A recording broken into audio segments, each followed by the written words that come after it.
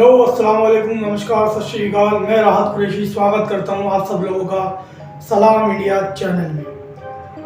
आज माशाल्लाह अलविदा जुमा हो गया है और आज चांद दिख गया तो कल ईद हो जाएगी और कल चांद दिखा तो परसों ईद हो जाएगी। तो कल या परसों इंशाल्लाह ईद भी हो जाएगी।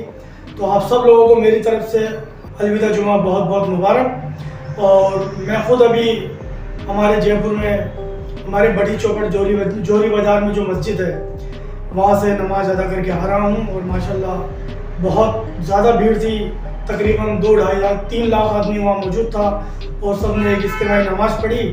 तो माशाल्लाह अल्हम्दुलिल्लाह अल्लाह ताला हमारी इस नमाज को कबूल अता फरमाए और हमारी ईद मनाने में आसानी अता फरमाए। तो मैं राहत कुरैशी आज एक नए टॉपिक के साथ आप लोगों के सामने हाजिर हुआ हूँ। और एक और खुशखबरी है आप लोगों के लिए कि हमारे इस चैनल को बनाए हुए पूरा 1 महीना हो गया है। तो आप लोगों ने जो 1 महीने में मुझे बहुत प्यार दिया उसके लिए मैं आपका बहुत बहुत आभारी हूँ और बहुत आपका शुक्रगुजार हूँ। इसी तरह आप हमारे चैनल को देखते रहिए और हमारे चैनल की जो एपिसोड हैं उनको देख करके हमें जो भी हमारी कमियां हैं उनको गिनाते रहिए और हमारे चैनल को लाइक, सब्सक्राइब और शेयर करते रहिए।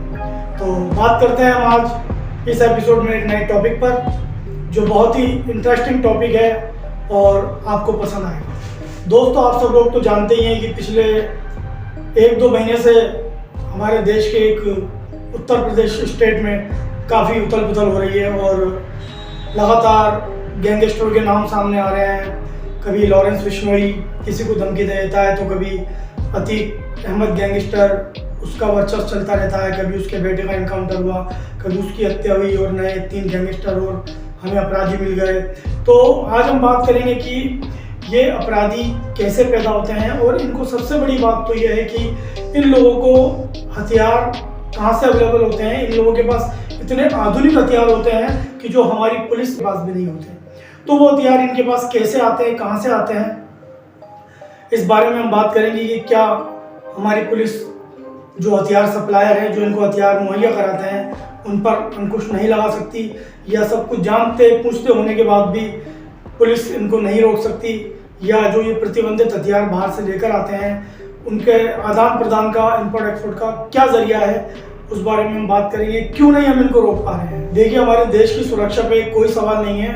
माशाल्लाह हमारे देश की जो सुरक्षा है वो पूरी दुनिया में 1 नंबर की सुरक्षा है। क्योंकि अगर हमारी बॉर्डर पे भी कोई आदमी इधर से उधर चला जाता है तो हमारी जो BSF और जो हमारी सिक्योरिटी गार्ड हैं, जो हमारी देश की सेना है, वो उसको पकड़ लेती हैं और उससे पूछताछ करती है कि भाई वो क्या लेने आया है।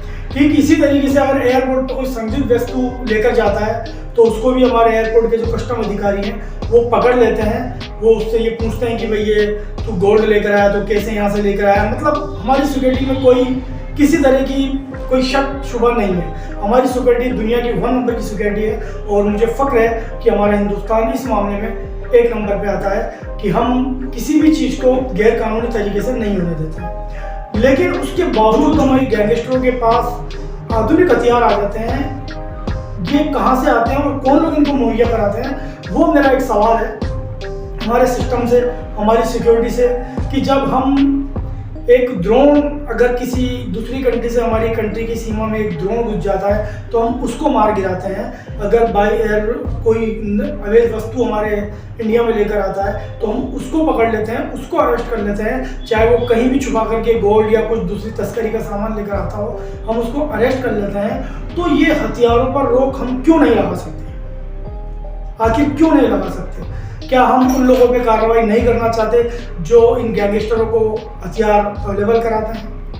क्या हमारा खुफिया तंत्र इतना कमज़ोर हो चुका है कि वो ये पता नहीं कर सकता कि इन गैंगस्टरों को इतने आधुनिक, इतने महंगे उपकरण, इतने महंगे हथियार कौन सप्लाई करता है? क्या हमारी जो जांच एजेंसियां हैं वो इन लोगों के ऊपर अंकुश नहीं लगा सकती?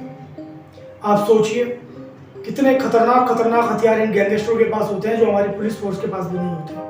तो हमें ये एक बार सोचना पड़ेगा कि ये इस तरह के हथियार इन लोगों को कौन मुहैया कराता है और किस तरह से, किस रास्ते से इन लोगों के पास ये हथियार आते हैं। अभी हाल ही में जब अतीक और अशरफ की जब हत्या हुई तो उन गैंगस्टरों के पास एक बहुत ही खतरनाक 8-10 लाख रुपए की एक गन थी जिस गन को बताते हैं टीवी चैनल और जो न्यूज़पेपर में मैंने पढ़ा कि वो तुर्की में निर्माण होती है वो गन और उसका नाम जिगान है। तो उसके बारे में मैंने पढ़ा और न्यूज़ चैनल पे देखा कि एक शॉट में 15 कारतूस उस गन से निकलते हैं। मतलब आदमी को एक अगर शॉट आप मार दो तो वो वहीं ख़त्म है, क्योंकि 15 कारतूस वो गन एकदम से निकालती है और आदमी का वहीं खेल खत्म हो जाता है। तो इतने खतरनाक हथियार जब गैंगस्टर के पास होंगे तो आप बताइए हमारी पुलिस फोर्स किस तरह आपकी और हमारी रक्षा करेगी। तो सवाल ये बनता है कि इन हथियारों की तस्करी और इसकी जो अवैध तरीके से आदान प्रदान है उस पर रोक लगाई जाए, उन लोगों को पकड़ा जाए, उन लोगों को पॉइंट किया जाए कि कौन लोग वो हैं जो इन हथियारों को इन गैंगस्टरों तक पहुंचाते हैं और उन पर शिकंजा कसा जाए।